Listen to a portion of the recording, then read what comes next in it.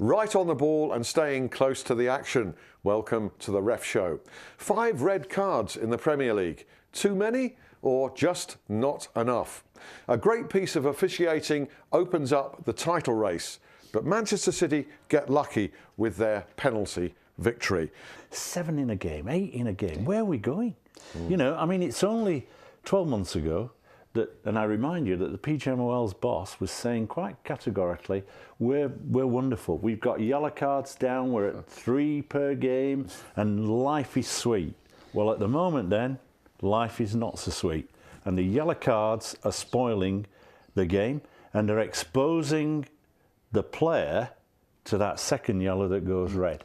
And that's the difficulty. And it boils down to recognition of careless, reckless and excessive. Exactly. And I think some of the referees they're just setting their tolerance levels too low. They're using the card as a real front-end management process, when in fact we talked in the past about the stepped process. The quiet word on the run that all referees should use. Then there's a public review, bring the captain across and say, look, I want an improvement. Then you can go for the yellow card, and when you're issuing the yellow card, talk to the player. I mean, we're seeing yellow cards being issued and everybody's standing around, is it me? You know, I mean, manage the event and say to the guy, look, I'm yellow carding, next time it'll turn to red, so let's avoid it. Great atmosphere, 2-1-2 Newcastle. Martin Atkinson in charge, and the second Newcastle goal is from Cisse, is one that deserves a mention in Martin's favour. I mean, you know, we've been critical of Martin, but here he'd got his head and brain in gear and vision. So he didn't jump for the whistle. There's a foul on the halfway line. And he very clearly signalled advantage. So the signal was right. The movement then from him to gain the angle to watch the progress that eventually resulted in a goal. Fantastic piece of refereeing. Great to see. And you suddenly think, wow, he has got it in him. But Mark has made the observation. I think some of these guys, they're going into the game with a high level of fear factor, or they're going into a game like almost complacent. There isn't that sharpness. Here, I'm pleased to say, we can say positively, Martin Atkinson, well done this weekend. And his performances have been improving. He's been getting some plaudits other than this in recent weeks. He's a very experienced referee, and I thought he refereed the game really, really well. And it's pleasing to see him do well. It's pleasing to see him do well. Absolutely. A nice guy, and I know that unanimously from all those who've met him. There was a sending off in that one as well. This was Martin Taylor. That was 2 yellows. Yeah, routine. No complaints. You know, can I make an observation? So there's a player, he's got a yellow card, and he hasn't quite got to grips with himself. His self-control. That's when the manager comes in and goes, come on, let's have you off.